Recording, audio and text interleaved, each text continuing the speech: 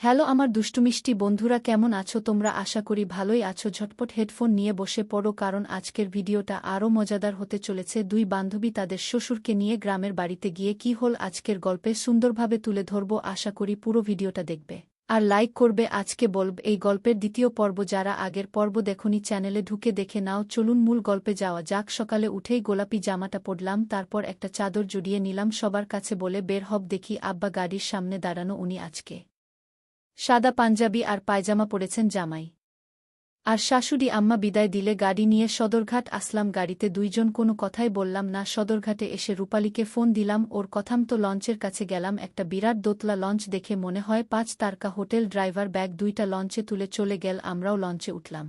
রূপালীর কথামত লঞ্চের দোতলার কেবিন 1005-এর সামনে গেলাম। গিয়ে দেখি রূপালী ও চাদর গায়ে একটা বুড়ো লোকের সাথে দাঁড়িয়ে আছে। লোকটার মাথায় কাঁচা পাকা চুল, উনিও ক্লিন শেভ করা, কিন্তু উনার একটা ভুঁড়ি আছে লম্বা 6 ফুটের কাছাকাছি। আমাদের দেখে রূপালী দৌড়ে আসলো। এইটা আমার সুর বলে লোকটার কাছে নিয়ে গেল। খুর নাম শেফালি, আমার বান্ধবী, আর এইটা ওর সুর বলে আমাকে আর আব্বাকে ওর শ্বশুরের সাথে পরিচয় করিয়ে দিল। তারপর আব্বা এগিয়ে উনার সাথে হাত মিলিয়ে বলল, খোয়া আমি সোহেল, শেফালির সুর। উনিও হেসে বললেন, খু আমি শাফিন। রূপালীর সুর পরিচয় পর্ব শেষ হলো। শুন, এই তলায় কিন্তু শুধু আমাদের কেবিন খালি। তোরা দুইজন 107 নিস, আমরা 105 নিলাম। বলে ব্যাগ দুইটা কেবিনে রেখে দেখে আসলাম লঞ্চ ছেড়ে দিয়েছে। আমরা 4 জন ডেকে এখন রূপালীর সুর বল, কি ব্যাপার এত গরমে দুইজন চাদর গায়ে কেন? আমি একটু লজ্জা পাচ্ছিলাম তাই। সাফিন সাহেব এগিয়ে এসে বলল, ও আরেফ লজ্জা পাচ্ছ কেন? আমরা তোমাদের বাবার মতো। রূপালী, ওকে একটু সাহায্য করো তো। রূপালী এসে আমাকে সাহায্য করো। সাফিন সাহেব বলল, কত সুন্দর লাগছে তোমাকে। বলে এগিয়ে এলো, এসে আমাকে জড়িয়ে ধরতে চাইল। কাকুর অদ্ভুত আচরণে আমি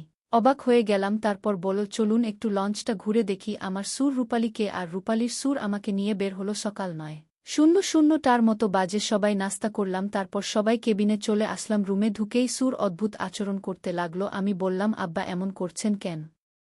তখনই মনে হল রূপালীর আওয়াজ শুনলাম। দুইজনে বের হয়ে দেখি দরজা লাগানো, কিন্তু জানালার পর্দা একটু সরে গেছে। আমি আর আমার সুর উকি দিয়ে দেখি যে রূপালী ওর সুর অদ্ভুত আচরণ করছে। আমি সুর রুমে আসলাম, কি শেফালি আমরা এখন কি করব বলো? শ্বশুর আব্বা। এমন সময় দরজায় টোকা পড়ল। রূপালী দরজার উপাস থেকে বলল যে আমরা চলে এসেছি। আমি তাড়াতাড়ি দরজা খুলে দিলাম। বাইরে রূপালী আর ওর সুর দাঁড়ানো, তাই ওইদিকে আমরা দুইজন গেলাম। রূপালীর সুর আমার পাশে এসে দাঁড়িয়ে বলল, খুব বুঝেছ শেফালি, এমডির বাড়িটা অনেক বড়, ডুপ্লেক্স বাড়ি, পুরোটাতেই আমরা থাকব। তাই লজ্জা পেও না, সামনে পুকুর আছে। এইভাবে সময় চলে গেল। আমরা চলে আসলাম বরিশাল লঞ্চ ঘটে। ভিডলে নামলাম। নেমে দেখি দুটো ভ্যান দাঁড়ানো। ভ্যানে করে আমরা 4 জন একটা বাড়ির সামনে আসলাম। বাড়িটা দোতলা আর গ্রামের একটু ভিতরে, চারপাশে বাড়ি কম। আমরা নামলাম। রূপালী বলল উপরে রুমে চলে যেতে। একটা কেয়ারটেকার এসে ব্যাগ নিয়ে গেল। আমাদের রুম দোতলায়, পাশাপাশি বারান্দা, পুরোটাই থায় গ্লাস দেওয়া, মানে ওই পাশে থেকে কিছু দেখা যে না, কিন্তু আমরা দেখতে পাই। যাই হোক, আমরা ফ্রেশ হয়ে খেয়ে দিয়ে একটু গ্রামে ঘুরলাম। তারপর সন্ধ্যায় বাসায় আসলাম। তখনই ডিনার দিয়ে দিল। আমরা ডিনার করে আমরা রুমে গেলাম। কিছুক্ষণ পর রূপালী আর ওর সুর রুমে আসলো হাতে লুডু নিয়ে। আমরা লুডু খেলতে বসব। তখন রূপালী শিশুর বলল, এটা একটু ইন্টারেস্টিং করা যায় না? কিভাবে? বলল আমার সুর, লুডু খেলতে গুটি খাইলে যার গুটি খাবে তার কথা শুনতে হবে।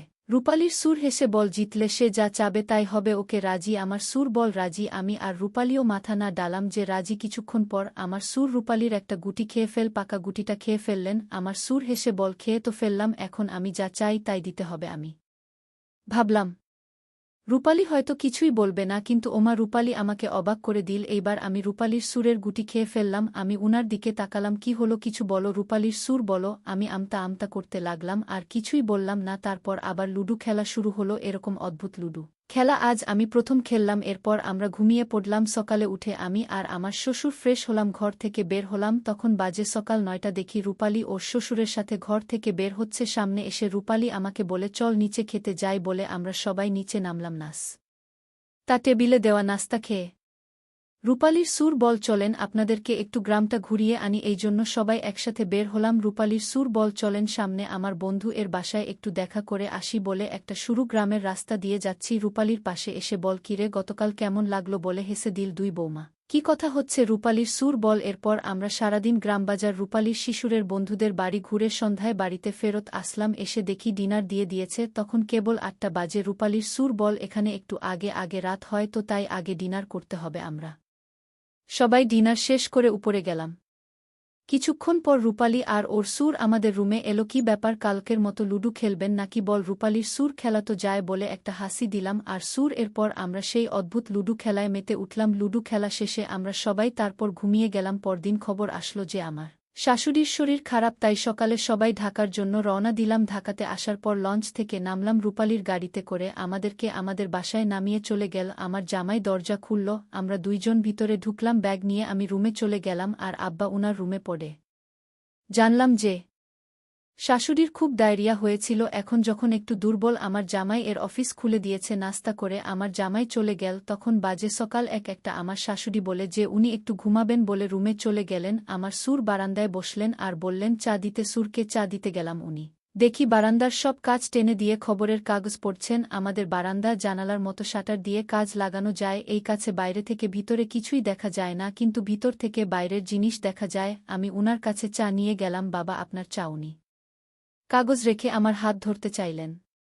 তাড়াতাড়ি করে আমি রুমে চলে আসলাম, কারণ আওয়াজ পেলাম যে শাশুড়ি আম্মা উঠে গেছে। তখন ফোনটা বেজে উঠল, দেখি রূপালী কল দিচ্ছে, তাই ধরলাম কল। হ্যালো রূপালী, কি খবর তোর? আমরা বাসায় পৌঁছেছি। তোর কি অবস্থা? তোর ব্যাগে আমি একটা স্পেশাল গিফট দিচ্ছি, শুন, পরে কথা বলবো।